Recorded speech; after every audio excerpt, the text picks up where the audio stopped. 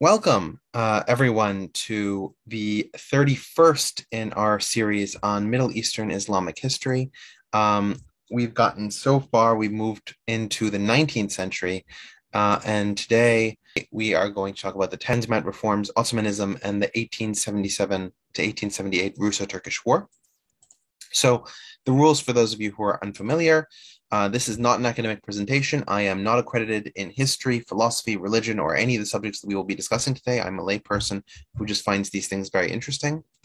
And I will give this presentation from a secular perspective. Of course, there will be religious topics that we discuss, but I'll try to do it from a historical perspective. The third is that we should be respectful. Of course, these are going to be difficult topics, and we should be honest and respectful of the material. But that said, I do like interactivity. So questions, comments, clarifications, please put your comments in the chat. I do read the chat, and I will respond to your questions in due course.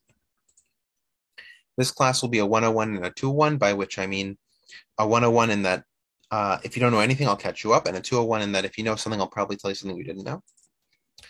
There will be a 2 hour hard stop, which means that at that point, no matter how far we've gotten in the presentation, I'll stop there. I'll still continue to answer questions, but I won't advance to any new material. So you don't have to worry about missing anything. One of the points that I've made a few times, and so I decided to add it to the rules, is that when I put dates below a person, that's not when they were born and died. That's when they entered and left whatever important service that they did, whether they were the prime minister or the grand vizier or the sultan or whatever important role they had it between those years. And finally, this is a recording, so you can watch it later, including the other 30 episodes in the series, which you can see on YouTube or on Zach's website, Omnicarta. Let's begin with everybody's favorite part, the quiz, to see what you remembered from last week's discussion. All right. So question number 1. Which 3 of the following statements are accurate descriptions of Muhammad Ali Pasha's reforms? A, he shifted Egypt to a primarily industrial economy, ending large-scale Nile agriculture. B, he created a modern military, the Geish Nizami, from conscripted Egyptians who were placed in barracks and subject to corporal punishment. C, he promoted Olivier Tahtawi's 5 freedoms, including the right to political freedom. D, he issued the Gulhane Hati Sharif in 1839, creating the jure equality between Muslim and non-Muslim Egyptians. E, he promoted education, especially in engineering and languages, sending students abroad and consulting with French educators to build modern universities in Egypt. And F, he created a modern legal code which diverted from the Sharia in key aspects like the use of autopsies in police investigations.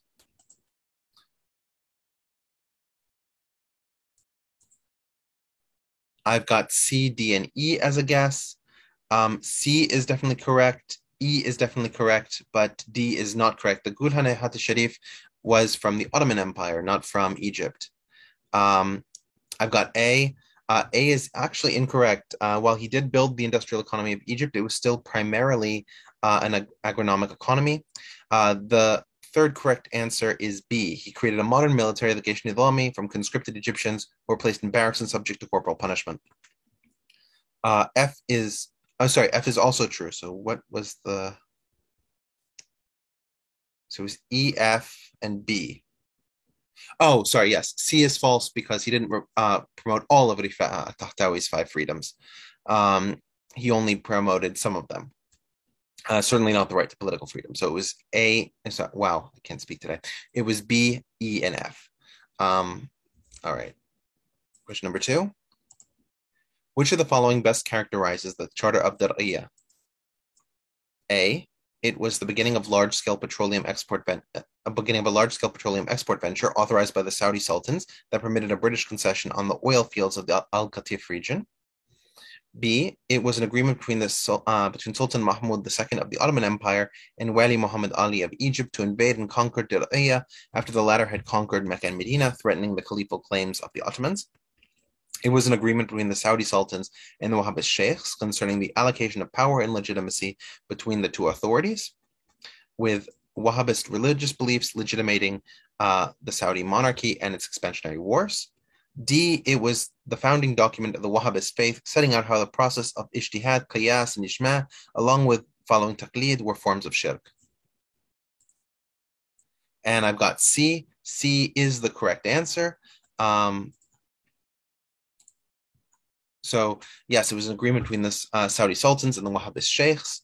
A is false. We don't see large-scale petroleum exports until the beginning of the 20th century. B is false because even though there was an agreement between Sultan Mahmud and Wali Muhammad Ali of Egypt to invade and conquer Diriyah, it was not called the Charter of Diriyah. It was just a gentleman's agreement between the two. And D is false in that the Wahhabist faith doesn't have a founding document per se. It has a number of teachings from Muhammad ibn Abdul Wahhab, which talk about these elements being forms of shirk.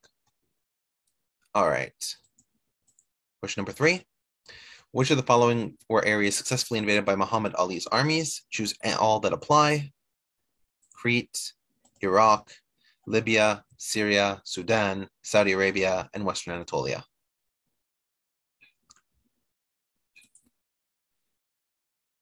I've got C, Libya. Libya is actually not a correct answer, but A is. So Crete was invaded. Syria was invaded. Sudan was invaded. Saudi Arabia, parts of it, certainly the Hijaz was invaded.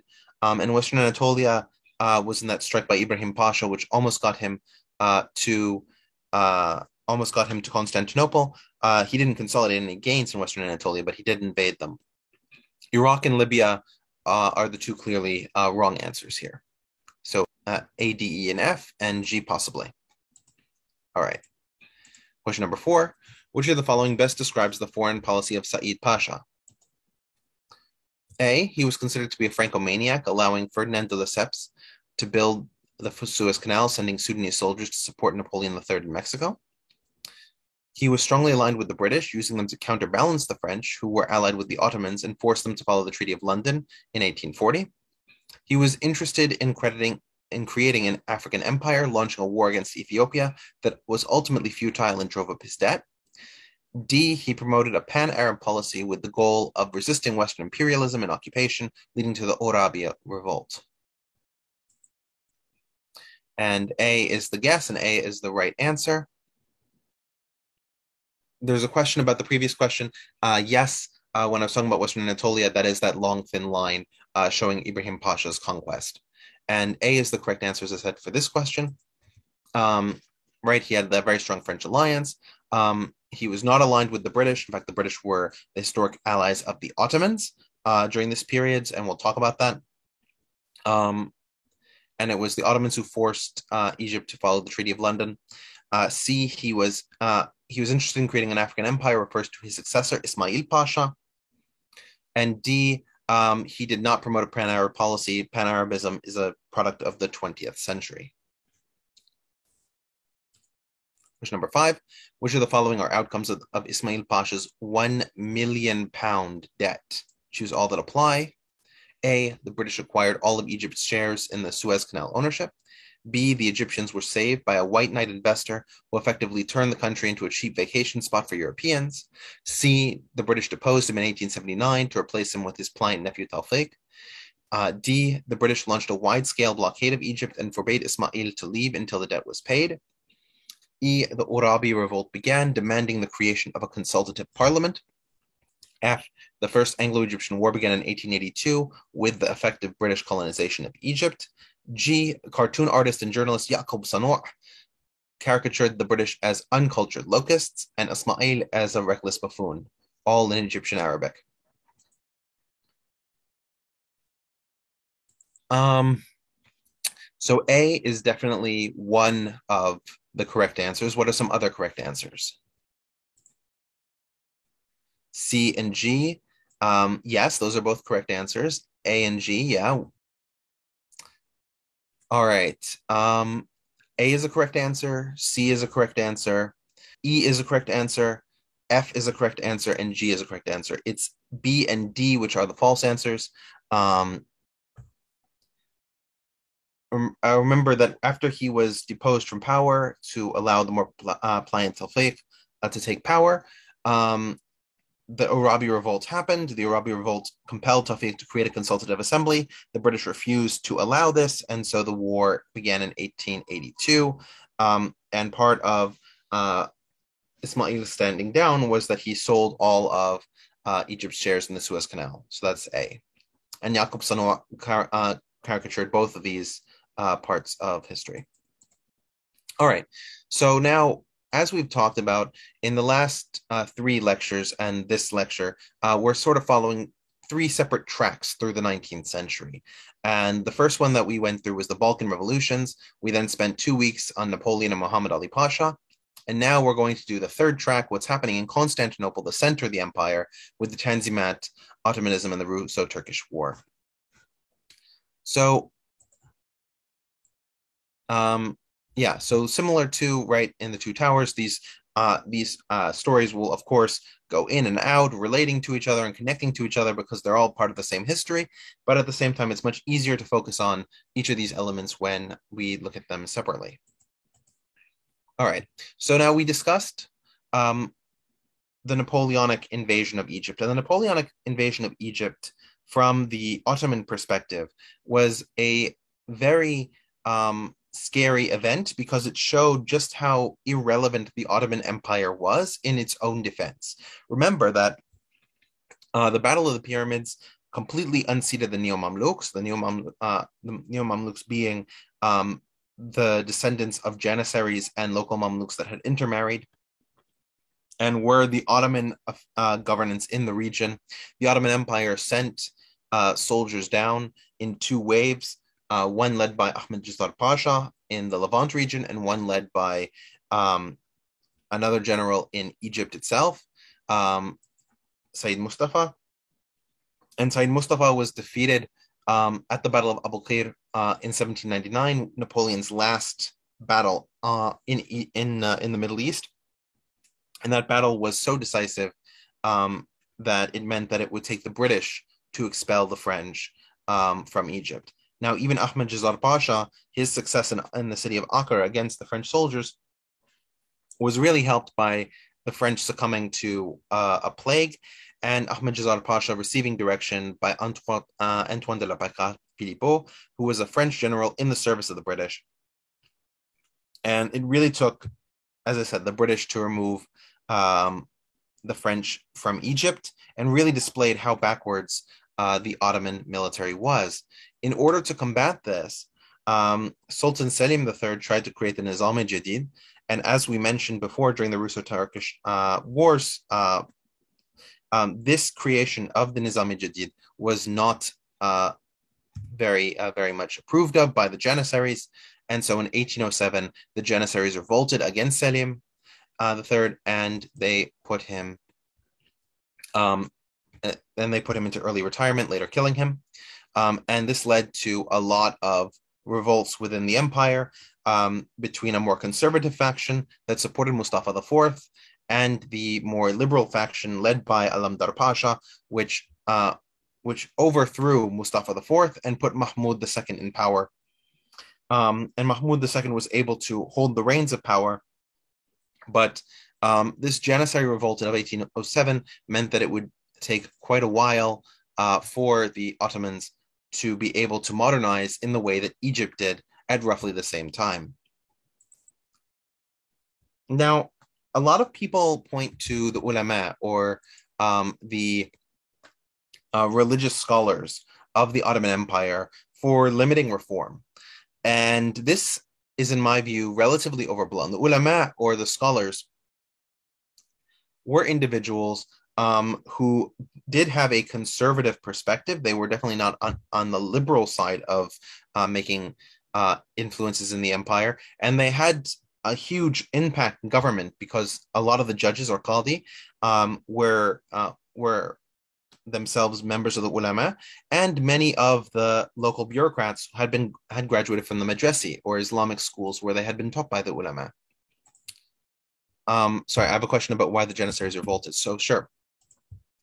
So when the Nizam-e-Jadid was being created, it was being created as a European-style army that would be in direct competition with the Janissaries, right? The Janissaries are the elite core of the Ottoman military, and that core had taken on a political and economic wing as well as its military wing. So it was the situation where um, they had their own businesses, they had their own families. The Janissaries by this point were um, created through enlistment, not through slave capture, the Devshirme system. It was no longer the case. It was Muslims who had entered this. They had families, they had economic ties, they had political ties, and in many cases, they chose who would become the Sultan.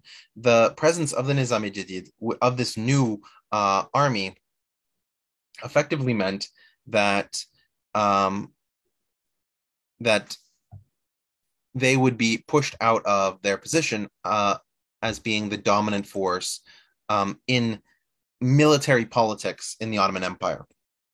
It should also be noted that in order to pay for this Nizam-e-Jadid, many of the Timars were revoked. The Timars being those land holdings that a lot of Timariotes had, and a number of Timariots, their families were now part of the Janissaries. So there was a strong backlash against this financial deprivation um, that led them to revolt. So those two combinations, and so the Janissaries supported more conservative members in the Ottoman Sultanate in order to continue perpetuating their existence as an entity. But back to the ulama. So the ulama have different objections than do the Janissaries. Their objections are not as much economic. Let's say they are much more aligned with political issues and with cultural and morality issues. So you end up having this situation where they will accept some reforms and reject other reforms. So one particular example, right, is that people make the accusation the ulama refused to embrace the reforms of Tanzimat that we'll go into because they were from the West and therefore they were a foreign influence. But the ulama, in many cases, supported Tanzimat reforms, and they said similarly to how when the Muslims conquered the empire of the Zoroastrians, the Sassanid Persian Empire, we talked about that in episode 2, and when they conquered the Byzantines at the same time, they integrated the administrative tactics, especially of the Deccan, who belonged to the Zoroastrian Sassanid Empire, and they were able to use those within an Islamic context. So simply importing things from abroad is not an issue. The question is whether or not Ottoman religious practice as Muslims is duly recognized and whether Ottomans are capable of being part of that system. And to that end, for example, you have trials in the post-reform system, and those trials were one of the things that the ulama objected to, because in these courts you would have a bench. You can see the bench there. It's all the people on the chair. And a bench is when a court has more than one judge. So you had benches, and these benches were mixed of Muslim jurists and non-Muslim jurists. And this was an objection by the ulama because they considered it an infringement of their historical right to preside over the court system. Now, of course, the millets, the non-Muslim minorities, had their own courts, but part of the Tanzimat was to remove this distinction between Muslim courts and non-Muslim courts. So they created these bench trials with Muslim and non-Muslim judges, and the ulama objected to that. So the objections from the ulama are only those that go to the question of their morality or political power, not necessarily simply a rejection of Western things because they are Western, which is often what it's characterized as. Now, we also had the Napoleonic Wars that tore apart Europe. And we mentioned that at the beginning of the Napoleonic Wars, the Ottoman Empire was allied with the British because of the French invasion of Egypt. But in 1805, 1806, the Ottoman Empire switched and became allies with France, which meant that it ended up in war with both the British, who sunk the entire Ottoman fleet in 1807, completely removing the possibility that the Ottoman Empire would ever be the dominant naval power in the Eastern Mediterranean again. And they fought with Russia in 1810, 1811, resulting in the loss of Bessarabia when the Russians had their General Kutuzov leading the charge. But one of the things we didn't talk about is how the end of the Napoleonic Wars really shaped the future of Europe going forward. You had what was called the Congress of Vienna. And at this Congress, you had a number of different leaders representing the different powerful states of Europe. And the most powerful diplomat at this proceeding was Clemens von Metternich, probably one of the most important states people in 19th century European history. Von Metternich was able to create an idea that there would be a conservative influence in maintaining the power structure within Europe, and that power structure would be called the Concert of Europe, whereby European countries would meet together, have plenary sessions, and try to negotiate the problems between their major states and deal with internal rebellions and nationalism from their constituent entities. There's a question about Bessarabia. Bessarabia is the region you can see on the map on the upper right-hand side. It's almost all of the state of Moldova today, and part of Ukraine. It was a region that the Russians invaded, and they got ceded to them as a result of the Napoleonic Wars in 1810 and 1811. After winning the Battle of Slobozia, you can see sort of a diagram of that. The importance of Bessarabia is that it increased the Russian holdings within the Balkans and gave the Russians direct access, which they hadn't had before, to Wallachia in the south of Romania. But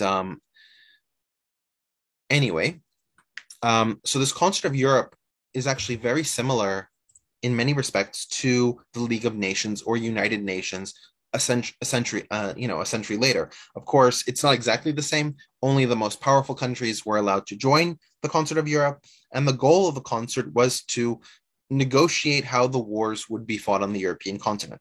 Now, the Ottoman Empire was not invited to the Concert of Europe, seeing it as a foreign power outside of Europe, especially because it was a Muslim state and the other members of the concert were Christian states. So, but it's important to understand how important the Concert of Europe was in terms of keeping the peace and fomenting alliances to deal with major issues within Europe. They all came together. For example, we talked about the revolutions of 1848. When those revolutions happened, many of the leaders of the Concert of Europe moved together to quash them. There were also questions about Russian expansion, and then you had, and to that end, you had Prussia and Austria being able to negotiate with use their power against Russia in the Concert of Europe. Even though Russia was an included member. And so this simply provided an avenue for the great powers to really talk to each other on a consistent way and in a more open format to prevent hostilities between them. It's largely because of the Concert of Europe that there's no large-scale European war until World War I, nearly 99 years later after the Congress of Vienna. That's not to say there weren't any wars in Europe. There certainly were many, but the large-scale kind of war that would have ripped Europe apart, like the Napoleonic Wars did and World War I would, did not happen through the rest of the 19th century.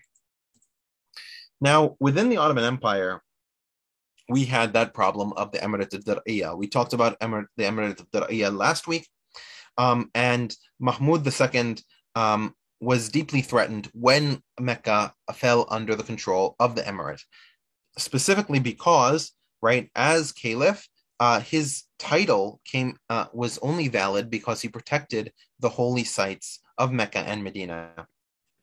Otherwise, since he was not a descendant of Quraysh, which was a requirement under Sunni Islam for being a legitimate caliph, the loss of this city was deeply injurious to his ability to defend that title. And so we have Mahmud II dispatching armies of Janissaries down to the Hijaz region, Western Saudi Arabia, in order to defeat the Emirate of Dir'iyah. these armies reach that point and they are defeated. It's not that the Emirates forces are more numerous; they aren't, but they are more insidious. They're hiding in small towns. It becomes urban warfare and sieges, and the Janissaries, who are primarily from Europe, we're talking about Bosniaks, Albanians, Turks from the Balkans, so these are people primarily from Europe. They're not used to the climate, they're not used to the supply trains, and they are defeated. And as a last ditch effort, Mahmud II reaches out to Ibrahim Pasha of Egypt in order to put down the situation in Dar'iyah. And Muhammad Ali Pasha does. He sends his son Ibrahim. And so the fact that Ibrahim Pasha was able to conquer it at the behest of his father really weakened the appeal of the Ottoman Empire to its Muslim constituents. This was a huge loss in prestige because now the Ottoman Empire controlled the cities of Mecca and Medina, but only because this dissident governor had managed to conquer it back, not because the Ottoman Empire's military was effective. And because of this, it made it increasingly clear to the intelligentsia within the Ottoman Empire, anyone who may be opposed to the will of the Janissaries, that it would be necessary to create a modern army because the Egyptian modern army succeeded where the Janissaries had failed.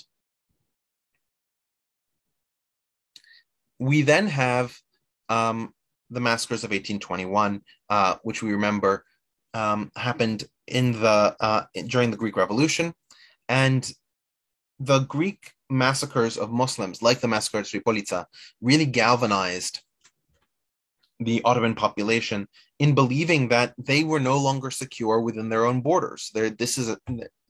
These Greek rebels were able to deal serious blows to the Ottoman population, and accordingly, something needed to be done to really change the military situations. In particular, when the Egyptians invaded Greece and were able to win nearly every battle that they were engaged in, only doing so, of course, because Mahmud II promised that anything Muhammad Ali Pasha conquered, he could keep. He knew that he needed to make clear and decisive changes in terms of how the military was run, and he got enough of the bureaucrats on his side in order to make that happen. There was a slow build starting from 1818, where Mahmud II really tried to set up the stage in slow incremental ways that wouldn't alert the Janissaries to how effective he was going to be in terms of removing them. So the first thing he did was to build Turkish military schools. This is not one of the ones he built. It was built in 1845 after he died. This is the Kuleli Askari Lisesi, or the military school or the military academy. But it was built on the same model of the one that Mahmud II built. And it was a modern military school with French style military textbooks that had been translated into Ottoman Turkish, with instruction in modern sciences such as chemistry and understanding of how to use modern artillery. The point of the military school was to teach modern styles of warfare and create Western-style pupils in the Ottoman system. This ultimately led in 1826, right, during the Greek Revolution, while it was increasingly clear that the Egyptians were prevailing in Greece and that their military was desirable, Mahmud II inaugurated the Asakiri Mansure Mohammedia, or the victorious army of Muhammad. And this army became the first modern army. The Janissaries were at that point aware of the situation, and they began to be deeply offended, let's say, by the possibility that they could be replaced by what was effectively a modern army with generals and foreign influence. There's a question about how he could implement these strategies without the Janissaries noticing until it was too late. A lot of these steps that he did, such as creating these military colleges, such as training these bureaucrats who would then be able to go and study foreign languages, all these things happened at a slow pace. And also, the Janissaries were didn't see an issue with people learning how to build chemical incendiaries and use artillery. The Janissaries used artillery as well and chemical incendiaries. The what they didn't understand was that the translation of these manuals would result in a different thought process, and so the people graduating from these schools would not themselves enlist in the Janissaries, but would become their own military. Of course, when that military was created in 1826, then the Janissaries took notice of this situation. And so the Janissaries began to petition in the Ait Maidane, and the At Maidana is the Turkish term for the hippodrome. You can see it in the picture in the upper left-hand side. It's in the circle. While the Byzantine Empire had used it to race horses, horse racing was actually very common within the Roman Empire and the Byzantine Empire that followed it. Horse racing was not common among Ottomans, and so it had become more or less a park, but its elements still remained. And you can see it's right next to the Sultan Ahmet Mosque, the commonly known in English as the Blue Mosque. And at that area, the Janissaries revolted and tried to move on the palace in order to try and prevent the Askari Mansure Mohammadiyya from taking power. It was at this point that Mahmud II went to the ulama and asked for a fatwa, or a religious decree, to destroy the Janissaries. And the argument that he used was that he was the holder of Muhammad's banner, the sacred seal of Muhammad, the Sanjak-i-Sharif. The Sanjak-i-Sharif is the noble banner that Muhammad used to rally his soldiers, and as the caliph, he was Muhammad's successor on earth, and he was taking on that authority to destroy the enemies of Islam. And furthermore, to the ulama, he pointed out that many of the Janissaries were what were called Bektashi, right? The Bektashi, as you can see in the lower right-hand side, are a Sufistic tradition. They're a Sufistic tradition within Shiite Islam. There's a debate as to whether the Bektashi sit within Islam or they sit as a post-Islamic religion, but regardless, their views are relatively heterodox and they're highly Sufistic. So these Sunni ulama saw it as a great opportunity in order to consolidate their hold on politics to support Mahmud II in killing off the Janissaries, since many of them were Bektashi, as I pointed out.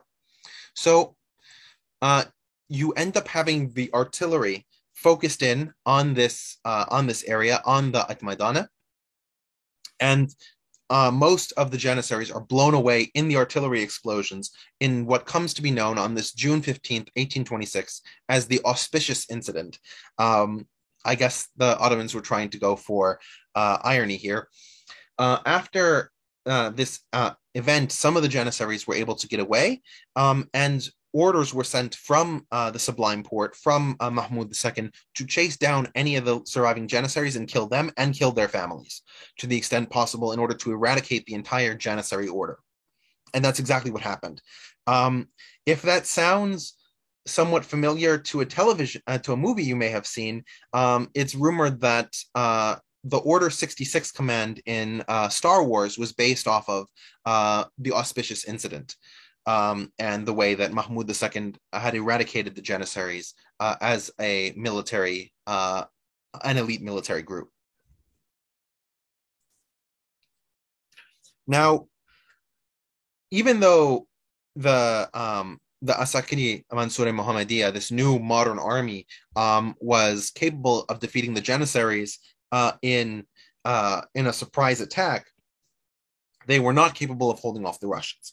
And so the Russians launched a new invasion, primarily in order to secure the Caucasus. And we talked about this during the Russo-Turkish War episode 27.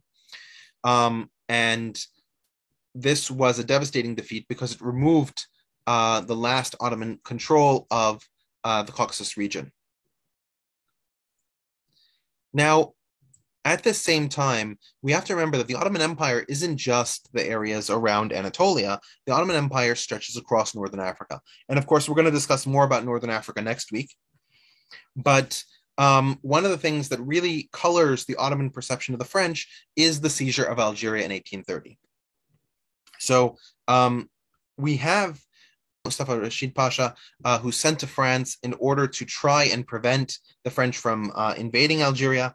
He's not successful. He becomes the ambassador to Paris for a while because of that. But but the French seizure of Algeria was seen as a violation of the Franco-Ottoman relationship. First, they had invaded Egypt. Now they were invaded in Algeria. Clearly, the French were not respecting the territorial autonomy of the Ottoman Empire. And furthermore, the French were increasing their relations with Muhammad Ali's Egypt. Remember, Muhammad Ali was in rebellion to a certain degree from the Ottomans, creating his own trade policy, his own education policy, his own military policy. And so the French increasing of trade with him, increasing of military support, sending over military leaders to help him modernize his military was seen as a betrayal of that historic Ottoman-French relationship. But I want to focus a little bit on the invasion of Algeria itself. So we have a situation where you had a number of French merchants that were operating in Algeria. And in 1827, Pierre Duval, who was the French consul in the city of Algiers, met with Hussein Dey. A day being a corruption of the Turkish word day, meaning uncle, and it was the title that the Turks who ruled Algiers used to denote themselves. So Hussein is his name, Dey is his title. Hussein Dey was negotiating with Pierre Duval, and Pierre Duval said some pretty insensitive things, leading to Hussein Dey taking out his fly swatter, which at that time was called a fan, and you can see it in the picture, and hitting Pierre Duval in the face. This was seen as a diplomatic slight that France could not let go, in addition to the way that its merchants had been treated by the Dey. So in order to deal with this, the French began an invasion. In fact, many of the aspects of the invasion in 1830 were based on plans that Napoleon had left but had never actually executed on. And so these were actually very successful. Despite the fact that Hussein Dey had nearly 3 times as many forces as the French could muster, the French were able to effectively achieve an amphibious landing. And at the Battle of Staweli, which you can see a picture of below, they were able to remove Hussein Dey from power and consolidate their hold on the coast of Algeria. Now, just because they had taken the coast didn't mean that they had conquered the entirety of the country. Algeria had been chronically disunited, even during the days of Hussein Dey, between a number of different groups. You had the Kabylia, or the local tribal peoples in the southwest. You had a number of other Arab groups that were semi-autonomous along the coastline. You had all these different groups that continued to resist French control. And so you can see there the Battle of taking of Constantine, which was close to the Algerian coast. It's a little bit into the mountains. And that was a city that had resisted the French until 1837. And so from 1830 until the mid-1840s, the French spent considerable amount of pressure trying to take over Algeria, even co-opting the Moroccans to fight the remnants of the Algerian government with them. One of the interesting things to point out, though, during this period is just after the Battle of Staweli, there was a lot of domestic issues within France itself. And you had what was called the July Revolution of 1830. This was a revolution by liberals within France against the conservative government that had been appointed in the Congress of Vienna in 1815, and installed a new king of France who would be more liberal-leaning. Now, most of the liberals who had led the revolt were utterly opposed to the invasion of Algeria. They saw it as an overreach and unnecessary imperialism by the French crown. That said, it was immensely popular with the local French population, and so they decided to continue the occupation of Algeria because of the prestige that it netted them, and because of the popularity that their revolt would have. The July monarchy survived from 1830 until it was overthrown in the Revolution of 1848, which led to the proclamation of the Second Republic of France. Now, we have another reform that Mahmud II initiates, which is that he is changing the military to a conscription-based service, which makes sense because modern militaries need a significantly larger levy than do um, groups like the Janissaries, which are based on volunteerism. But in order to be able to conscript soldiers, you have to know where the population is in order to do that. So a census was commissioned in 1831. And if a census is commissioned, then you can tax the people directly because you're aware of where they are. And if you can tax the people directly, you don't need the arbitrage problem that is tax farming.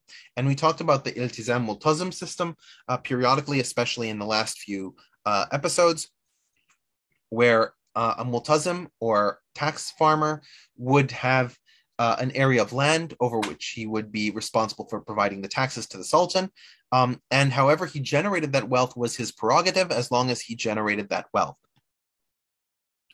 Now, those tax farms made some of those tax lords very wealthy. For example, we talked about Fakhreddin II Ma'an of Lebanon. We talked about the Har al-Omar in Palestine. In both of those cases, these multazims were able to consolidate wealth through economic reforms, and then were only paying a small amount of tax farming to the capital in Constantinople. The abolition of the tax farming deeply alienated a number of noble families which had developed because of the tax farming system. There's a question about whether the Council of Europe was approving the colonial exploits like the conquest of Algeria, or ignoring them. They definitely talked about them because there was the fear that taking up too many colonies by one power might result in that power being able to upset the balance of power in the concert. But any particular invasion was not scrutinized from an imperialistic perspective or an expansionistic perspective, merely how it would affect the other powers. And so France was allowed to take Algeria, provided that it limited its expanse. And there were a number of stipulations, but by and large, the Council of Europe was not as concerned with developments on the African continent as it was with the ones outside the European continent. So, but getting back to the census, one of the things that's worth noting is that the census pretty much only takes place in the European territories and in what is today Turkey, right? That Anatolian peninsula. In fact, I've color coded the ayalets under survey in the census, and anyone that is orange, those are European territories. Any of them that are blue, those are territories in the modern state of Turkey. The only one that's not color coded is Aylet Childur. Childur is in the country of Georgia today. So it's the westernmost part of Georgia. For those who are familiar with Georgian history, it roughly corresponds to the area of Colchis. So we know, though, that the Ottoman Empire was composed of numerous territories outside of what is today Europe, or Turkey or Georgia. We have Iraq, Syria, Lebanon, Israel, Palestine, Saudi Arabia, Jordan, Libya, Yemen, parts of, and none of those areas had the census performed in them. And that really shows the extent to which Mahmud II could really implement these reforms. There was a lot of stiff resistance to a census outside of his direct area of control, primarily because it would unseat the tax farmers, who were doing quite well for themselves and really liked this system. In addition, the peasantry typically didn't like change, because change was usually not in a good direction, right? It was usually the decrease of stability, possible enemies, and you have a number of serious issues that that would result to the peasantry if reforms go ahead. So, but there's another thing in the census that I want to point out, which is that the census divided the population into 5 categories. Um, Four of these categories are self-explanatory. We have the fifth category of the raya. The raya or raya refers to those Ottomans of European extraction who are, generally speaking, Christian. So it refers to Greek Orthodox, Bulgarian Orthodox, Catholics, a number of other European groups, which is why you can see, for example, in Rumelia, that the Raya are actually more numerous than the Muslims. And you can also see the same for Ailati Jazair Bahri Safid, which literally means the islands of the Mediterranean Sea Governorate, which makes sense because it's referring to the Aegean islands of Greece. So and even within Anatolia, right, you can see Ayalati Anadolu has significant Raya population. It's not the majority by any stretch, but it is a huge population. And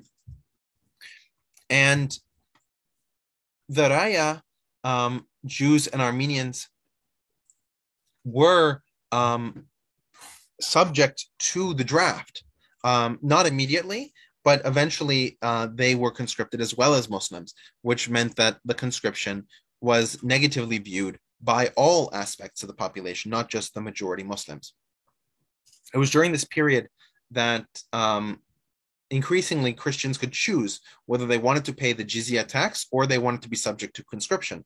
And so this has created in the minds of many Muslims today that the jizya was a tax that was implemented as in exchange for not being conscripted, because that is what happened during the Ottoman period, but that's not the way the jizya was implemented prior to that point. The jizya was implemented, and the Jews and Christians were expected to not militarily contribute.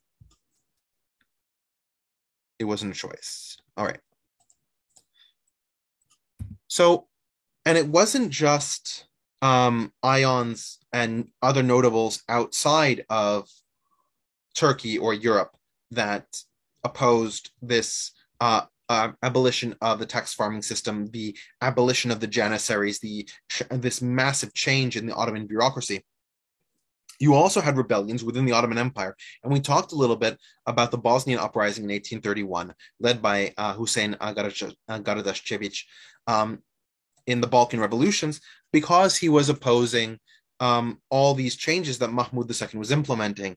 And we sort of pointed to it as a counterpoint in terms of it was a Balkan uprising, but not based on liberalism or nationalism. It was based on a retrenchment of the historical system and the feeling, not incorrect, that a lot of these leaders from the old system were losing power as power became more and more consolidated in the Sublime Porte, in the person of the Sultan. We then, on the Egyptian side, saw the war with Egypt. And Egypt's expansion into the Ottoman Empire was extremely distressing. When we talk about the Battle of Konya, we talked about it from the Egyptian perspective of it being a conquest that they had to make on the way to Constantinople. But it's important to point out Konya, from the perspective of the Ottoman Empire, was the holiest city in Anatolia. It was a center of Turkish history. It was the capital of the Seljuk Sultanate of Rum, right, which the Ottoman Empire considered itself a legitimate successor to. And so the capture of Konya was a huge moment in the Ottoman Empire's self-reckoning. And the fear that the Ottoman Empire could collapse, that it could be seen as illegitimate, that Egypt could take over, was very real to the Ottoman sultans. And Mahmud II reached out to Lord Palmerston in the British Chancellery, and he got no response. So he reached out then to the Russians. Remember, the Russians had been the historic enemies of the Ottomans. It didn't matter. He would reach out for a viper if it meant that he would be able to sustain his power. And that's what the Russians did. The Russians arrived in Constantinople. They actually made an amphibious landing in the area just south of the Sea of Marmara, and they fought the Egyptians. Again, you have this situation where a foreign army, in this case it's the Russians, is fighting on Ottoman territory to defeat an invasion by a modern European army, a European-style army, because this is the army of Egypt. but the Ottoman Empire is effectively useless in defending its own terrain, and and even with this advanced military, the Ottomans know that they have to take it to the next level. They have to really become capable of defending themselves. Now, the other fear that Mahmud II had was that the Egyptians would, when they conquered Constantinople, put in his son Abdulmejid I, who was a very young Ottoman, as sort of a puppet ruler of the Ottoman Empire, and the Ottoman Empire would forever be a vassal state of Egypt. The reason the Russians intervened on behalf of the Ottoman Empire was that the concert of Europe, generally speaking, did not want the Ottoman Empire to fall. They thought that the Ottoman Empire controlling the Balkans was better than a number of independent nation states that could foment nationalism within the borders of the larger European monarchies. Now, it's worth pointing out that the Russians didn't give their help for free. They signed what was called the Treaty of Hünkârîskilesi in 1833, and this was the first treaty that forced open the Bosporus and the other Ottoman canals through Constantinople and the Dardanelles. And so the Russians, under this treaty, had the ability to order the Ottoman government to open and close these areas that had previously been fully within Ottoman sovereignty, now to Russian boats and their fleet. Remember that almost all of Russia's warm water fleet is operating out of the Black Sea. So this ability to open and close Constantinople effectively means that the Russians can prevent enemies from bombarding their ports, and also means that the Russians can freely enter the Mediterranean, where they would encounter, for example, the British or other naval powers. And it's during the 1830s that we really see the new leaders who would result from the Ottoman military schools and become the ministers of Tanzimat, as they're called. Now, the term Tanzimat comes from Tanadhama in Arabic, meaning to reorder or to renovate, to reorganize. And so these reforms or reorganizations were conceived of by these three men, among others, but these were probably the most formative. And I'd like to take a second to talk a little bit about them. Mustafa Rashid Pasha, you can see him on the left-hand side. He grew up from a Turkish family in Constantinople. And after studying French and becoming the ambassador to France, he then became the ambassador in London and began to respect the British. And really that began to define his perspective and worldview. At the same time, he believed that what was really critical was to create a sense of modern Ottomanism. We'll talk a little bit about what that means soon, and therefore create an Ottoman identity. And so when he came back to the Ottoman Empire, he served as the Grand Vizier as well as a political attaché in a number of circumstances, and he was primarily responsible for improving the Ottoman Empire's relationship with the British, and a relationship that would survive through most of the 19th century. Then you have the two men on the right-hand side. You have Mehmet Emin Ali Pasha on the far right and Mehmet Fuat Pasha in the center. Both of these men were students of Mustafa Rashid Pasha. They're from the next generation. And they both spoke French fluently. Mehmet Emin Ali Pasha learned French. He came from a very low-born family, but he went to one of these schools. He got trained up, and he entered the office of the dragoman. Now, one of the things that we've not really discussed is that after 1827, when Greece became independent, a lot of the fanariotes, the elite Greeks in the Ottoman Empire, went over to the independent state of Greece, meaning that there was a void in a lot of the institutions that they had previously controlled within the Ottoman Empire. One of them being the office of the dragoman, or the office of the translators. And so Mehmet Emin Ali Pasha became a translator for French materials, and he began to idolize the French system and saw that as the way to improve the Ottoman Empire. Mehmet Fuat Pasha was similarly a translator, and he had experience also working with the French, which led him and Mehmet Emin Ali Pasha to jointly agree that the French system was more desirable than the British system. So you had this You had natural disagreements between these individuals, but all of them, in the sense, really wanted to bring the Ottoman Empire into the next sort of liberal stage of development.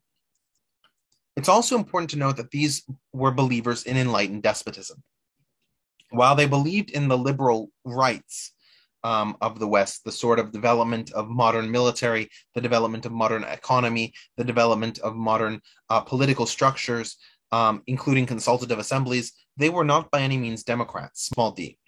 They didn't believe in the institution of large scale voting. They didn't believe in the institution of, they didn't believe in the institution of civic engagement. They believed that reform should come from the top down because the majority of the population would not be in favor of it.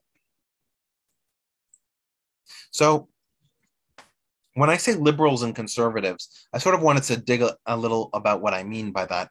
And so the liberal states, primarily led by Britain and France, were countries that wanted governments based on written constitutions. After 1848, you had the Second Republic of France and the Second Empire of France, both of which had a constitution. After 1871, you had the Third Republic of France, which also had a constitution. And of course, Britain, while it has an unwritten constitution, has a set of norms and dictates that hold power between the parliament and the royalty. And so they supported constitutional republics, bourgeoisie as opposed to nobility, and secular power over religion. And they saw the role of government as protecting the individual's freedom of thought, speech, and religion. Whereas by contrast, the conservatives believed in the power of the sovereign and the power of historic churches or mosques, and that protests and reforms were more likely to bring detriment and confusion, instability, and destruction than they were to bring any serious positive change in the long term.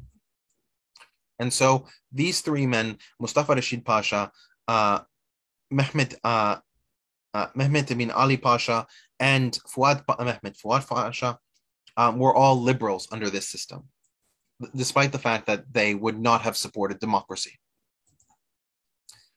Now, one of the things that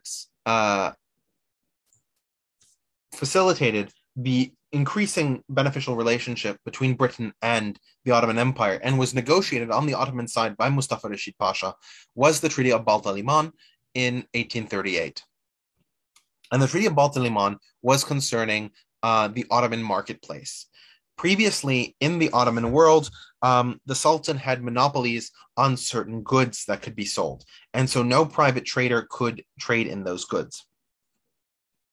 The purpose of abolishing those monopolies was both to allow British merchants to create their own businesses in those monopolies, as well as to weaken Egypt.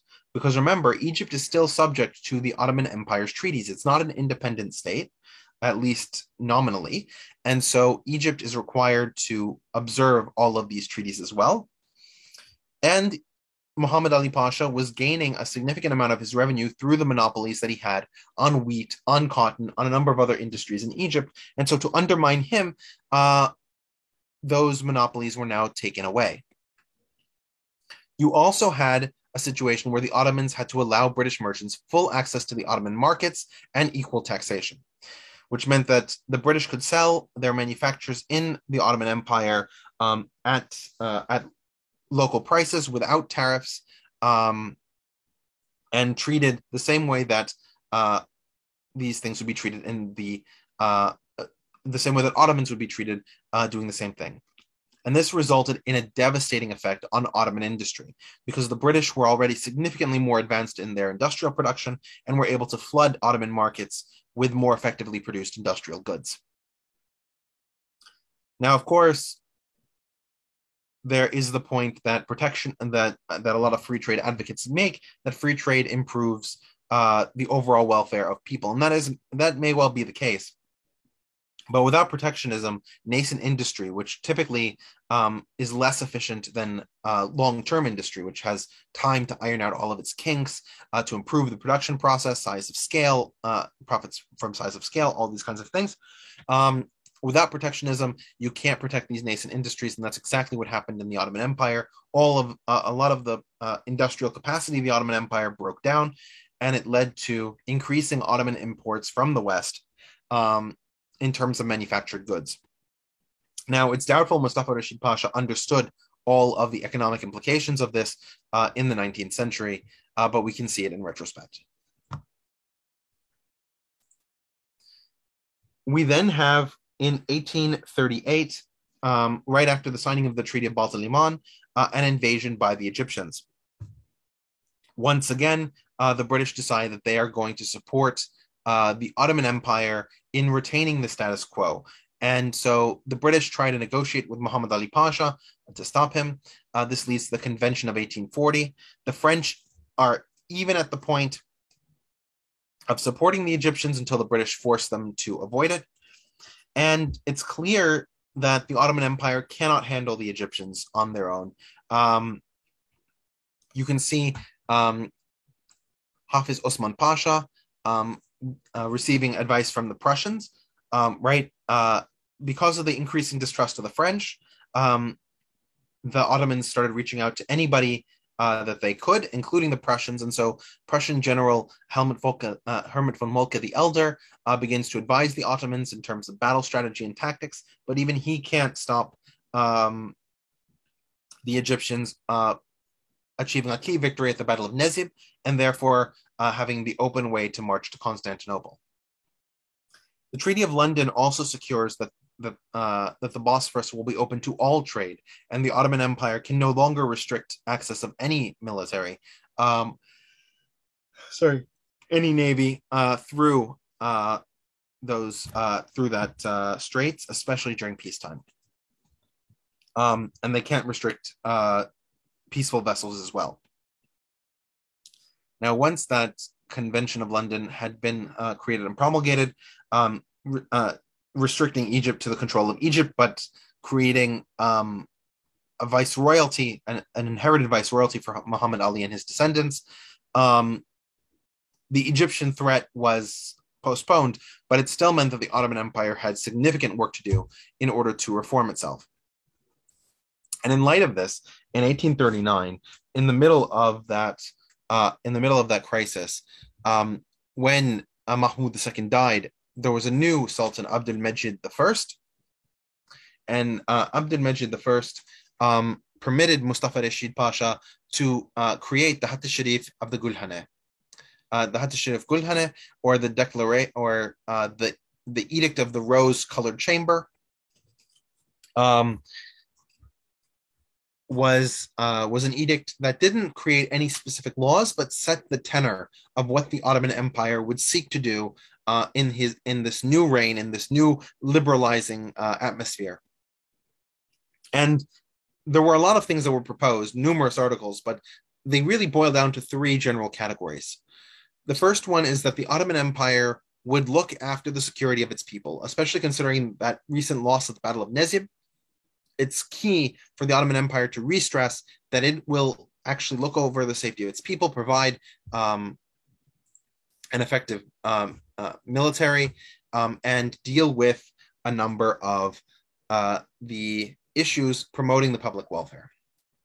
The next point is that taxation will shift. We already saw some of the tax farmers losing their property and the end of the janissaries, and so we're going to move towards troop conscription and taxing based on the head of household as opposed to tax farming. And finally, the part that Europeans were most proud of and most willing to support the Ottoman Empire after realizing was that the Hatt al-Sharif Gulhane was the first document that promoted equality for all Ottomans. There would be no discrimination on the basis of religion, and all Ottomans could partake of Ottoman institutions equally. There would be public trials. There were no longer private trials, right? And those trials would be composed, as we pointed out, from those benches with mixed Muslim and non-Muslim representation.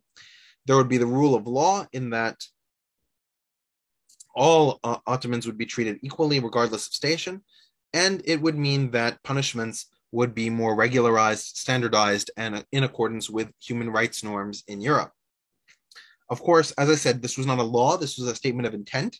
So none of these things were actually directly implemented by the Hati Sharif Gulhane, but it set the precedent for the direction that these tenzimat, that these reforms, reorganizations were going to go.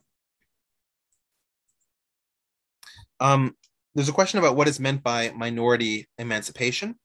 And when I mean minority emancipation is the millets or the minority religions, the Jews and the Christians, were subject to different laws and a different legal system than were the Muslims. And they had their own judges, they had their own courts, they had their own tax collection. Everything operated separately for them than for the rest of the Ottoman population because of their minority status. And so the emancipation of those minorities would mean that they would be treated the same as Muslims and not subject to whatever benefits or negatives that were associated with their different station and their different legal situation. Okay, so we also have to deal with the fact that we have numerous financial reforms during this period. And while it's not typically considered a financial reform, it's along the similar lines. You have the development of the Ottoman post office. You can see a picture there. This is from the late 19th century. The Ottoman Empire was able to standardize the transmission of messages across its territory in a way that it hadn't been able to before, and it led to commoners being able to send money and letters across the empire. You also had significant financial reforms, such as the creation of the Ottoman Bank. The first Ottoman banks were created in the 1840s. They would be followed up in 1856 by the Bank-i Osmani Shahane, or the Imperial Ottoman Bank, which would survive until the 20th century. And this bank would finance a number of loans from Western countries in order to modernize and build these institutions within the Ottoman state. Some of those institutions included the creation of the first underground rail system outside of London, which was the Tunnel, which was built in 1875 in the Ottoman Empire. A number of these other things were increasing public transportation, organization, and connectivity. We also had monetary reform in the Ottoman Empire, with the Ottoman Empire abolishing the previous financial system, which allowed the importation of foreign currency, the use of foreign currency. And for the first time, the Ottoman Empire, using a mixture of gold and silver as a base, created what was gold and silver backed coinage, which was, you can see here, this is the five lira coin. And those coins would become the dominant economic trading vehicle within the Ottoman Empire. And you also had this facilitation of European imports that were purchased through these new modernization developments. For example, you can see the Palace of Dolmabahce Palace. Dolmabahce became the Palace of Abdulmejid in the 1840s. And in order to accessorize it, he bought many furniture items like chairs, tables, chandeliers from Europe, which is why it has a distinctly French style. And all of those kinds of imports were existed throughout the empire, especially in the wake of the Treaty of Balta Liman. We also have a leadership reform. And so we mentioned before Alemdar Mustafa Pasha. He was the leader that put Mahmud II into power. And you can see him dressed in a typical outfit for an Ayan, or a noble leader in the Ottoman Empire. And you can then see Rafiq Halit Karay, who was the Secretary of Finance in 1908, about 1 century later. And you can see the difference in dress. You can see the difference in shaving. But that's not the only difference between these two people. Rafiq Halit Karay was educated in Western styles and understandings. He was part of that bureaucratic institution that Mahmud II helped create. And increasingly, we begin to see under the leadership of Mustafa Rashid Pasha, that Tanzimat reformer, the creation of a bureaucratic entity. And it was Mustafa Rashid Pasha's goal that eventually the Ottoman Empire would become not an absolute monarchy based on the rule of the Sultan, but an absolute bureaucracy where the bureaucrats would be responsible for promoting, organizing, and developing the Ottoman Empire. You can see in the upper left-hand side, this is Masonia Toria. Masonia Toria is one of the few Ottoman schools from this time period that survives. It's in Albania. But these were the kinds of schools that were set up to encourage young Ottomans to be educated in how to run this new bureaucracy and to embrace a larger Ottoman identity. We then have, in 1847, Mustafa Rashid Pasha gets excitement from Europe when he abolishes slavery within the Ottoman Empire. Of course, this abolition was incomplete, and in many cases, especially in the Middle East, slavery continued all the way until the 20th century. But the fact that he abolished slavery in 1847, at least by the stroke of his pen, meant that European states were much more in line with holding discussions with the Ottoman Empire, seeing it as a fellow modern liberal state.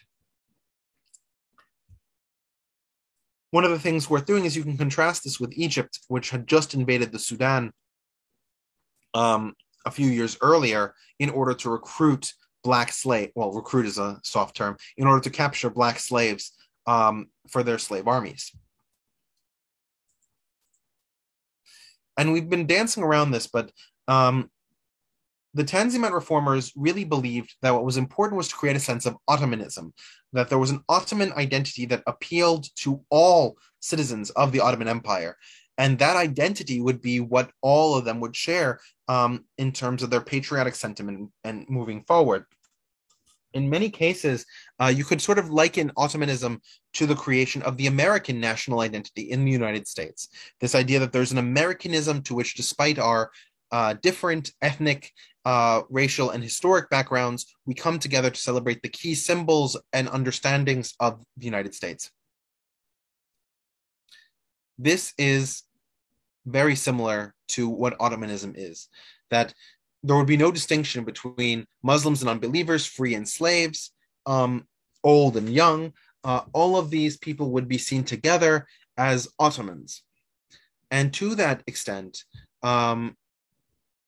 modernization becomes something more than just incorporating the West's military tactics, right? You have all these schools that are teaching Western military science, Western production capabilities, all these kinds of things. But no, Westernization, modernization has to do something with loyalty of citizens, like you have in Western states, so that you have loyalty from both the Muslims and non-Muslims toward this state and their willingness to contribute and die for it, right? Because increasingly conscription will be forced upon the Christians and then later the Jews.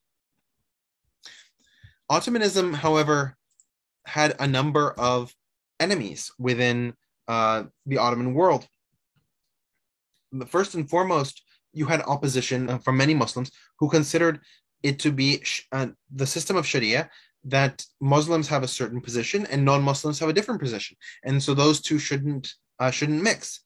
Furthermore, the repudiation of slavery wasn't made with regards to Islamic law; it was made simply at the stroke of a pen. So it seemed like a foreign reform.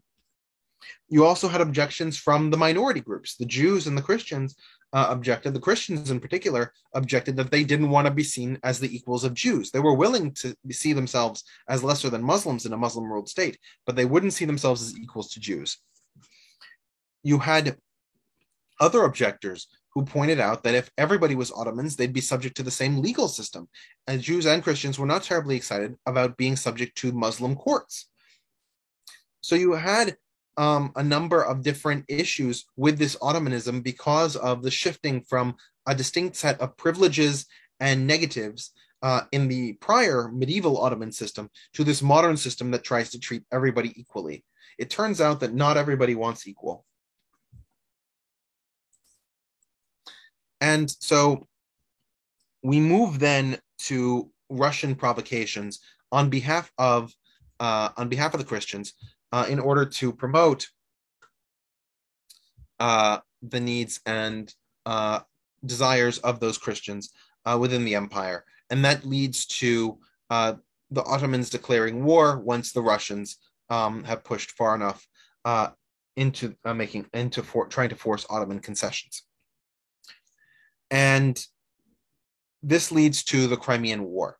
Now, the Crimean War, for the most part, is not fought by the Ottomans. Again, you have certain battles like the Siege of Silistra, which is in modern-day Bulgaria, where the Ottoman forces are actually successful in battle and push the Russians away. It was the Russians who were besieging the city, and the Russians were unable to complete that siege. But the majority of the war was fought by the Western powers. And the reason it was fought by the Western powers was the stunning diplomacy of Mustafa Rashid Pasha, who manages to convince the British to intervene on the side of the Ottoman Empire. And it's the British who come after the disastrous Battle of Sinop, in which the Russian Navy completely destroys what's left of the Black Sea fleet of the Ottoman Empire, meaning that it would require the British to take direct control. You have the intervention of the Danubian principalities on the Russian side, and you have the British and French teaming together to launch a siege at Sevastopol. While the Ottomans did field forces in the siege at Sevastopol, they were significantly underrepresented in terms of the coalition leading that siege, and that siege went on for over a year. You know, as Richard has been delivering multiple historiographies the last few months, we've been sort of building up to this modern era of continuous war, basically between the Russian, or what became the initial Russian state or proto-state, and then eventually empire, and the Ottomans, all the way until we get to obviously Turkey. So this is a sort of continuation of a permanent war, arguably the second longest one in Europe, to the French and the English fighting for better part of almost, I'd say, 600 years almost. So I think one thing that we have to sort of recognize is that the Ottomans, as technology was evolving in the late 1800s into the early 1900s, and really the Russians fully modernized, to become really a pure European competitor as a land force, and then extended to naval forces, and building out the original Black Sea Fleet and turning it into really a power. They in essence used the Ottomans in this permanent war, this continuation war, really as their sort of test bed, down through the Black Sea region. And the Ottomans would have, momentary victories. I mean, usually because either Russian incompetence or just, fantastic leadership on the Ottoman part. But over time, it was a single momentum from the Russian side away from the Ottoman side. And I think, the thing to recognize in the Crimean War, its intensity over 2.5 years, is really the fact that the Russians had become so powerful that the rest of Europe recognized that they needed a balance of power alliance against it, so that in prior conflicts, like the UK, the Brits were on the side of the Russians in the Greek War and the Greek War of Independence, because that was viewed more opportunistically. But by this point, the Russians had so much power that the fear was across Europe that the Russians would become, in essence, the dominant power in Europe. And so that's why you had the alliance of the French and the Ottomans, the UK, Piedmont, Sardinia, in this war. We always hear about the Charge of the Light Brigade. What was that, and why is it so well remembered? Well, let's start with the second question. The reason it's so well remembered is that there was great stories written, and then eventually in the 20th century, obviously fantastic movies made by famous actors, etc. And then also the fact that it was the Brits, and I think one thing the Brits did have is always somebody, especially from the late 18th century into the 19th century, really someone that you would almost call as like a war reporter, not quite, but almost someone almost like a documentarian, and they would be writing continuously. And then obviously there was a zillion papers in England, so they had a media power. They were arguably the world's first media power, and so they could publicize and they could project individual events that happened many times all over the world that very few people remember, except if you're a niche historian. But the British will have this sort of dominant position in the story. So that's the second question. And then the first question is is kind of what happened, which was in October of 1854 during the Battle of Balaclava, and basically a British light cavalry charge, which was led by Lord Corrigan. Basically the goal was to charge to prevent the Russians from removing their guns that they'd overrun, that they had captured, the Russians had captured from the Turkish positions. But there was a miscommunication. It was poor communication in the chain of command, and they basically went on a frontal assault against basically an artillery battery. And you can take a wild guess on how well humans do against steel in a direct artillery assault. And so, they basically got destroyed. And then there became a narrative. There became a poem, which is the Charge of the Light Brigade, which is sort of, let's say, the beginning of the Netflix of Netflixification of that story. And it was published very quickly, like 6 weeks right after it. And that's like, today that would be like, something happening. Yeah, that'd be like 3 hours after something happening in Ukraine or something, and a tight story being told. So that's really kind of and then there was art built on it. I mean, you could argue there's a complete motif, very much like a junior version of Moby Dick almost, right? It's sort of representative of man against power and nature and hubris and everything else. And so anyways, that's and there's a couple great movies actually, which are actually pretty accurate. Nice. All right. So, Aaron, I have a quick question for you. There's a question that says, you suggested that the various configurations that the British were doing and how they were treating Russia was a type of testing of Russian power. Can you clarify that a little bit?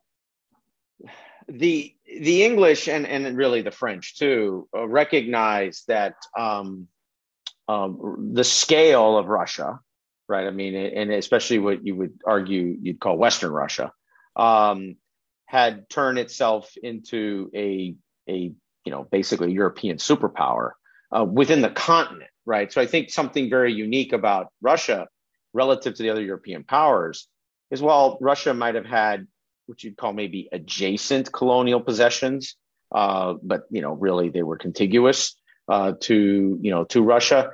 They didn't have the sprawl that the rest of the European powers had. So they had a concentration of power on the continent, and they always had that there.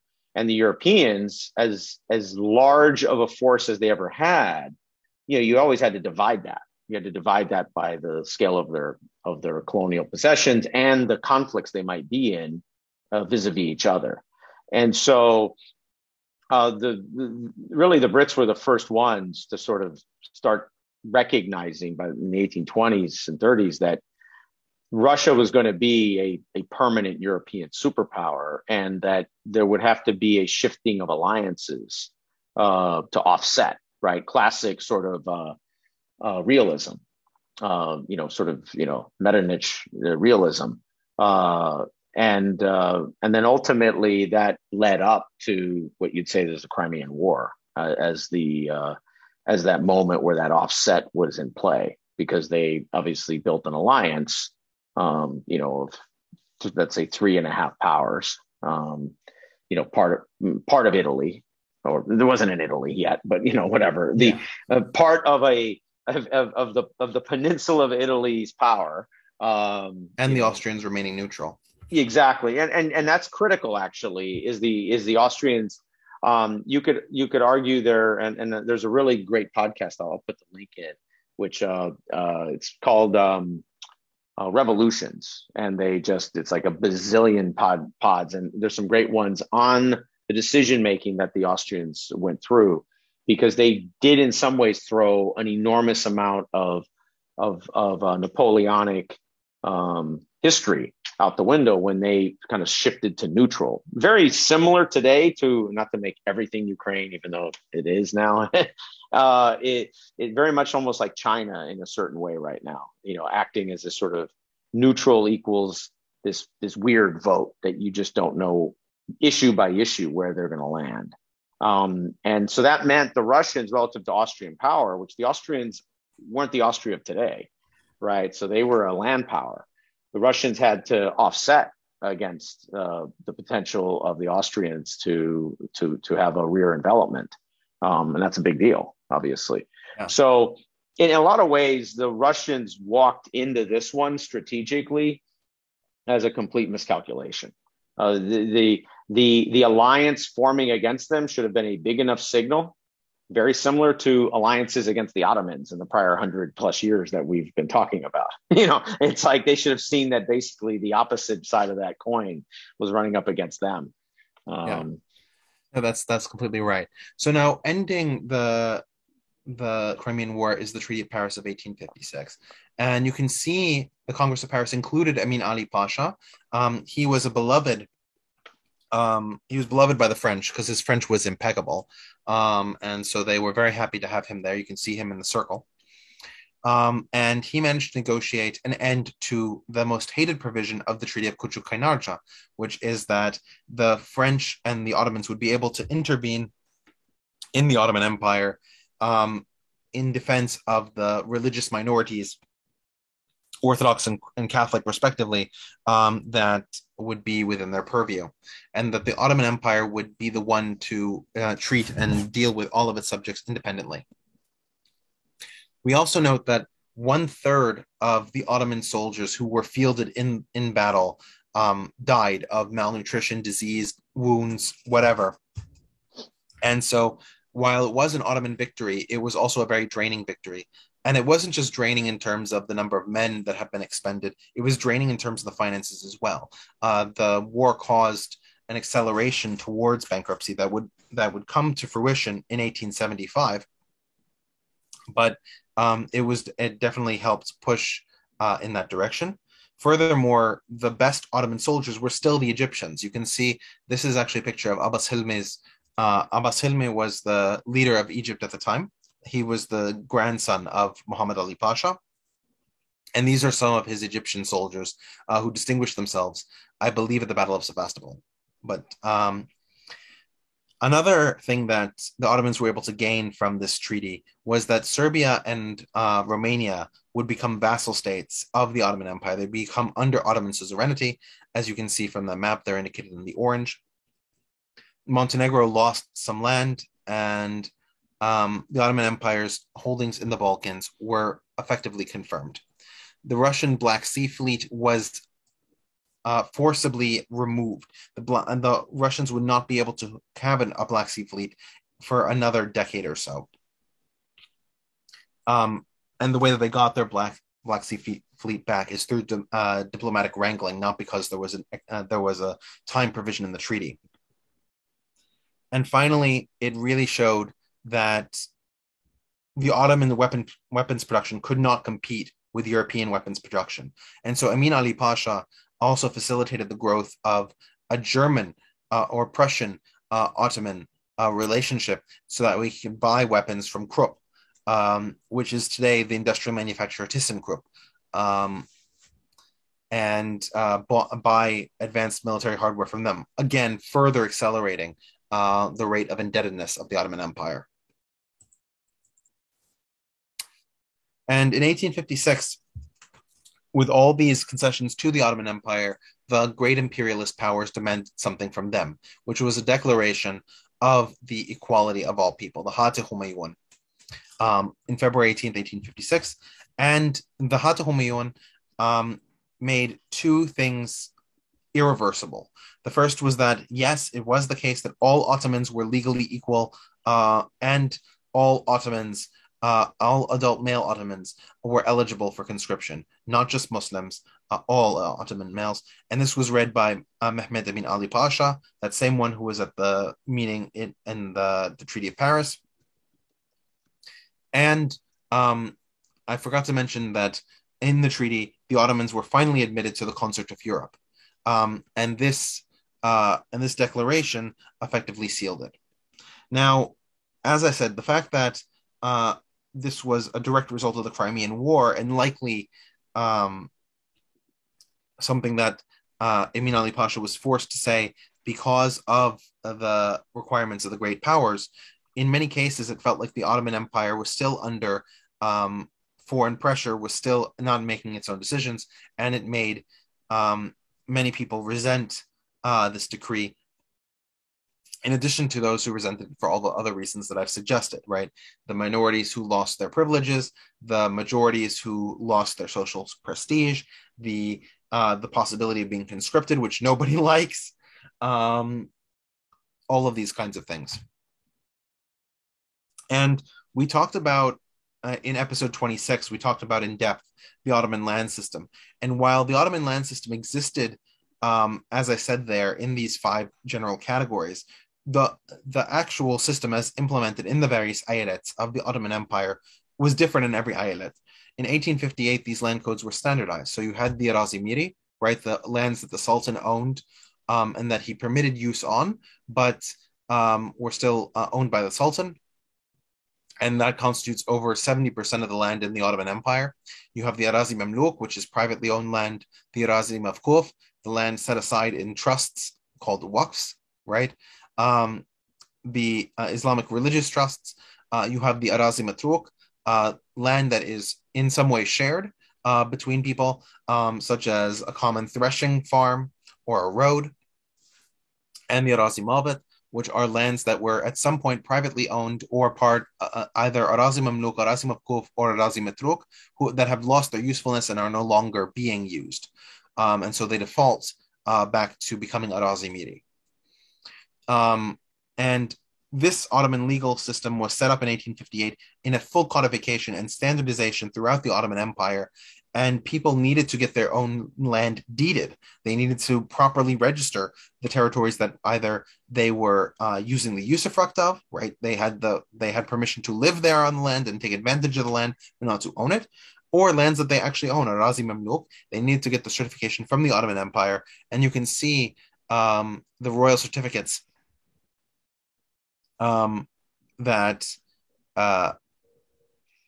everybody would need in order to register their land with the Ottoman land authorities.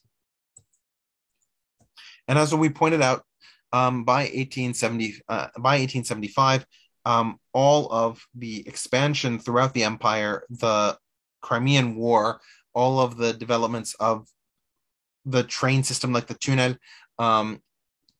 all these things ended up bankrupting the Ottoman Empire, and it became very difficult for it to pay back its loans to its creditors.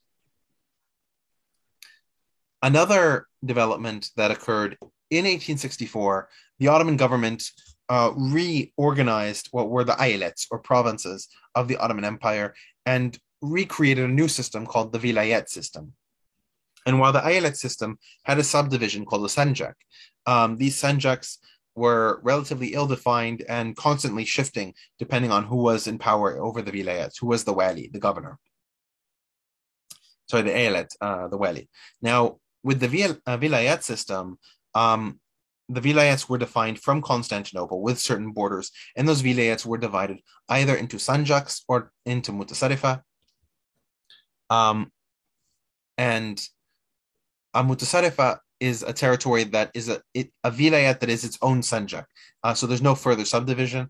A perfect example for those who are familiar with the history of the State of Israel or the Mandate of Palestine is that Jerusalem was its own governorate called the Mutasarrifat of Jerusalem. It was separate from the vilayets of Beirut, which controlled what is now northern Israel and the northern West Bank, as well as Lebanon, and the vilayet of Damascus, which controlled Syria, today's Jordan, and the southern part of Israel. And you can actually see it on this map where the Mutasarrifat is in light green, and the governorate of Damascus is in red, and the governorate of Beirut is in green and yellow.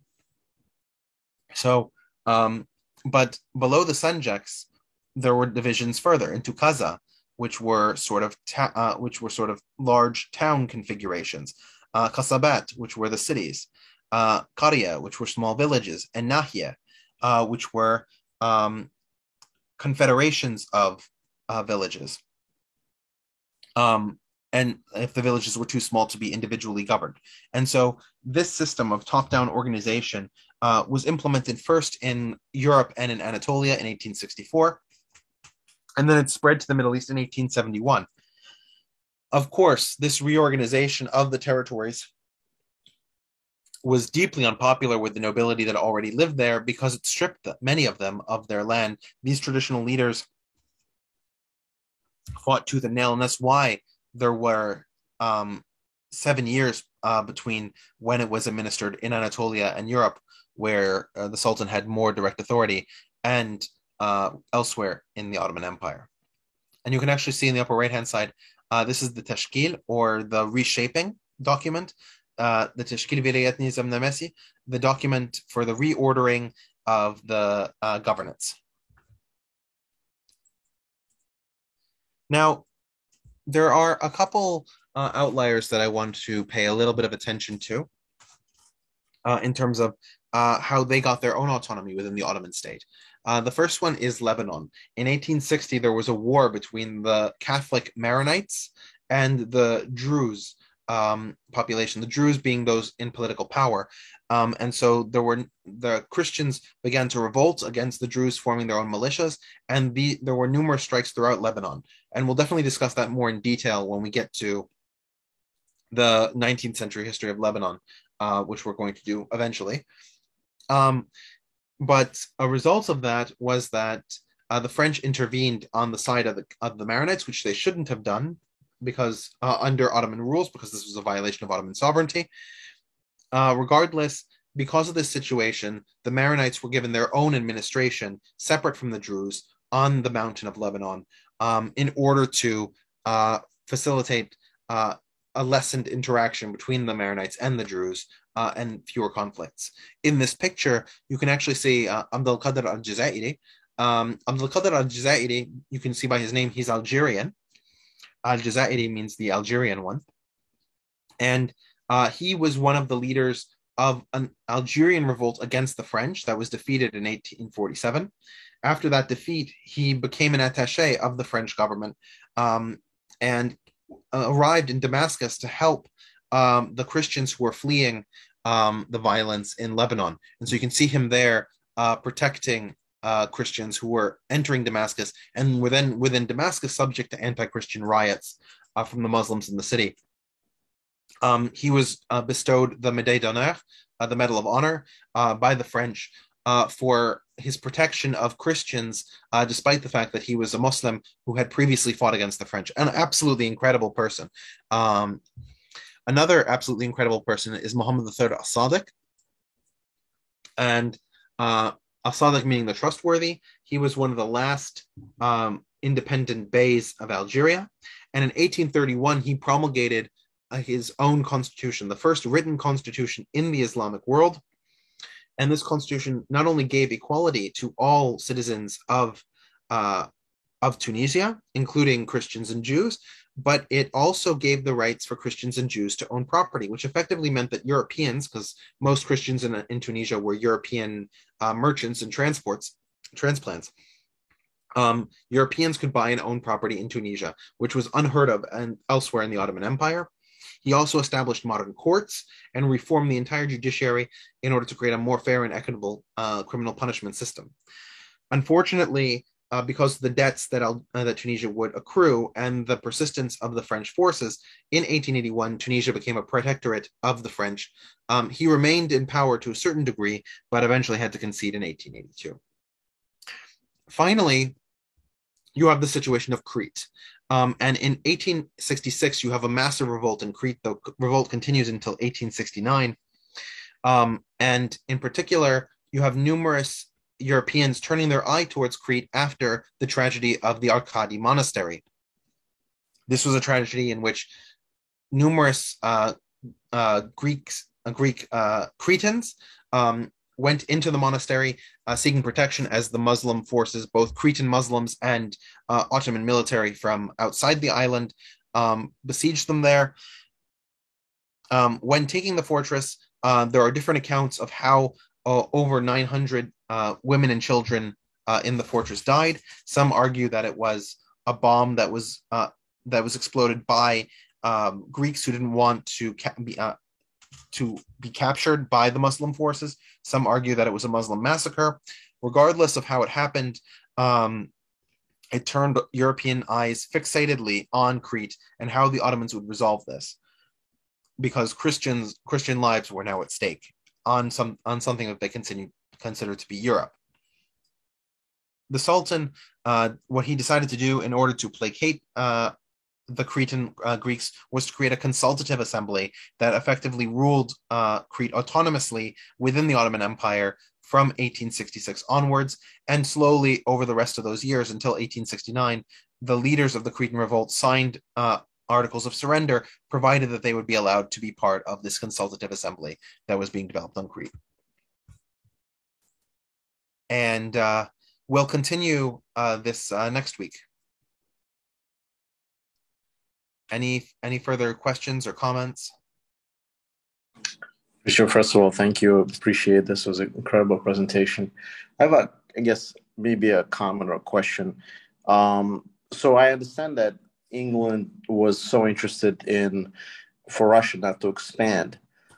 But what was the French involvement? Why were they involved in the Crimean War? And second thing, I guess, more of the comment, most of the people that died from this war wasn't from the wounds, it was mostly disease, and including English, right? It was like 12,000 deaths or something like that. And I think it's interesting that because of the I guess medical advancement, there was no medical advancement at the time, and therefore this is how people die in a war, because of the infection and all that stuff. I mean, if anybody wants to comment on that, but first of all, I want talk about French in that regard. Sorry. Aaron, do you have any comments on the French? Yeah. So, well, I mean, just to put the casualties into context, I mean, the Russians had at least 500,000 casualties. It's astronomical. The losses they had. So I think the thing to realize is that they had sort of it was a couple of reasons, right? So the Crimean War was in some ways the first media war, and I mean that in sort of like things were being published about it. They were, not sort of tales being told over generations, but people were finding out about either facts or rumors on the ground in a matter of days and weeks and months. And so there became really almost a public war, very much like you see now, right? It was a huge public involvement. And one of the byproducts of this was, in essence, the French, because they were really the ultimate defender of the Catholic Church as a state empire, they really wanted to make sure they maintained the rights of the Roman Catholics. Well, obviously the Russians supported the Eastern Orthodox, and so maintaining those Christian minorities in the East became sort of paramount for them, and then also, so that's sort of think of it as a religious and public level, and then there was a strategic level, which was obviously the French with the English recognized that the state of Russian power on the continent needed to be offset, and that, in essence, the Russians were overreaching and, more importantly, attempting to conquer, in essence, the whole Black Sea. And I think that's a piece that's missing often, is that the Russians were really blocking trade, or in some ways, you could argue almost a form of, it was almost like state piracy, and creating a lot of friction in trading routes. Another major reason that the French intervened on the side of the British is that there were disagreements between the French and the Russians concerning access to Jerusalem, absolutely, and the rights of Christians in Jerusalem. So, all of those combined with the reasons that Aaron outlined, such as the desire to protect Christians of the East, the desire to prevent Russian piracy in the Black Sea, the arbitrage over controlling Christians in the Ottoman Empire. All these things led to French invasion. That's now, right. In terms of disease, which Zach, you pointed out, I also have a comment that says the rate of death from disease seems roughly in common with the contemporary American Civil War, right? Because the American Civil War was about 7 years later or so. Ditto with the onset of media coverage during the war that sort of enhanced the way that people could civically engage with the war, and I think that's absolutely correct. At this period, you had large-scale casualties at rates you've never seen because of modern warfare, and at the same time, those casualties are primarily not from the wounds in battle, but from the conditions under which soldiers were placed, which made them very well exposed to disease. Yeah, and one other side byproduct, because it's always true, is that massive advances in medicine, or in which you'd almost call emergency medicine, or relative to the period you're in. So in the U.S. Civil War, we benefited from basically French and English innovation, which is, if you have a lower leg injury, you immediately amputate, basically, because we didn't know how to, manage things like infection, and we didn't have the tools yet either. So by the time you get to the Civil War, it's why you have over 700,000 that were killed. You had well over 1 million that were basically, war wounded. I think it was 1.2 million, which was together roughly 30% of the young male population in the United States at that point. So, so I think you see these little, not little, but these sort of impacts, media, regional super war, which gravitated within 5-10 years. And then, by the way, it swung right back right after the American Civil War, right back as the, Franco-Prussian War. So you had a period of time where, roughly 15 years, you had 3 gargantuan conflicts that, had, 1 million casualties each, basically, or very close to it. And I would put it also, this led to the exaltation or the praising of the nurses, right? You had the story of Florence Nightingale.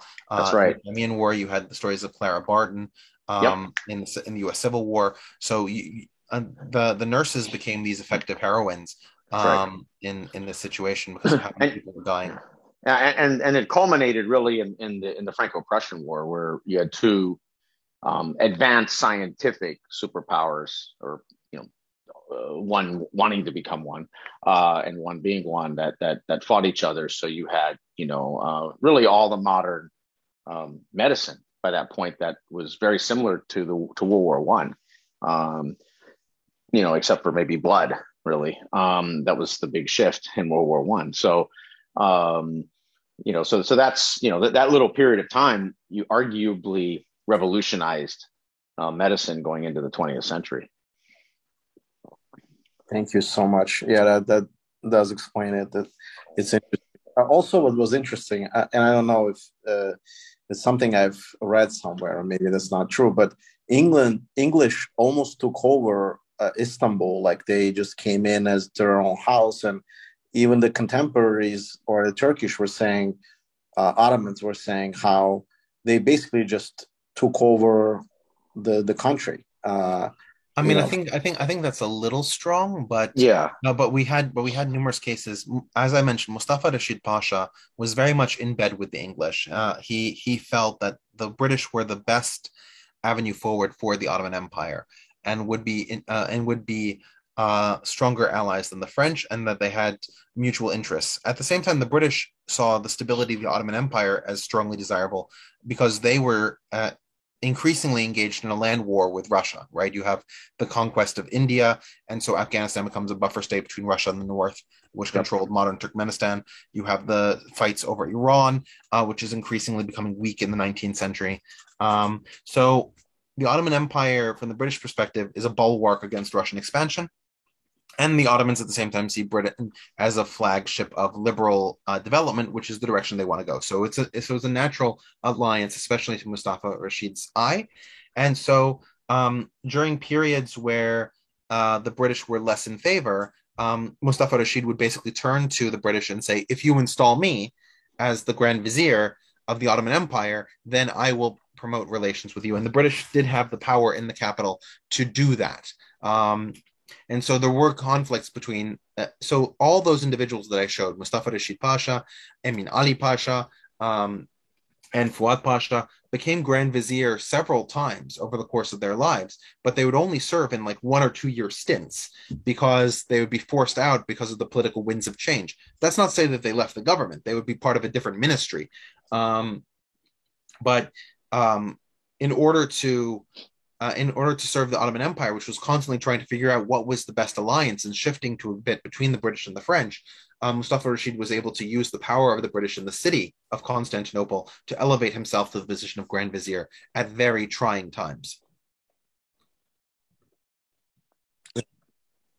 appreciate it. Thank you. Yeah. I guess we just need to just want to remind people that this Sunday we have a Ukrainian conflict presentation. Again, Richard and Aaron is going to be on a panel at 11 o'clock, 11 a.m. So if you guys are interested, please join us. We'll post the link.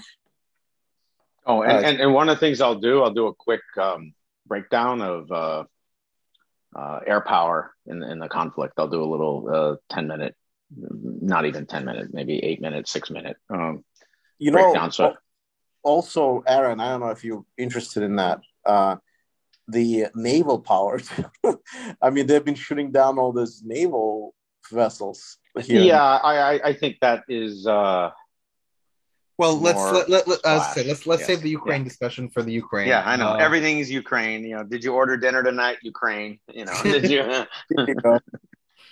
So here you go. All right. Yeah, and next Thursday night I'm gonna finish this and do Moroccans with artillery. So that'll be a lot of fun because oftentimes we don't talk about Moroccan imperialism. We talk about European style imperialism, but what the Moroccans did in Africa looks a lot like what the Europeans did later. So that's right. So we'll talk about that. Great. We'll talk about, so that's next week. And I'll get up the meetings subsequent to that. I do want to take off 2 weeks in April. You're not allowed to ever take off. No, I'm joking. No. You have to give Middle East lectures forever. You are our Malouk historian forever. Exactly, the Dragoman of America. The Dragoman. So there's a question of whether we consider any religious aspects of the Ukraine conflict relevant. I don't consider it relevant for the fighting itself, but I do consider it absolutely relevant for the propaganda war. So we can definitely discuss that. Don't forget, Patty, to ask that question when you come to Ukraine, because that is actually a really interesting question and a worthwhile question. Absolutely. All right. If we don't have any further announcements, I think it's time to close up. Right. Thank you so much. Great job, Rich. Thank you, Aaron. Great job, Richard. Awesome, like usual. Thank you, Aaron, so much. All right. Dragoman. Good night, everybody. Good night. Good night.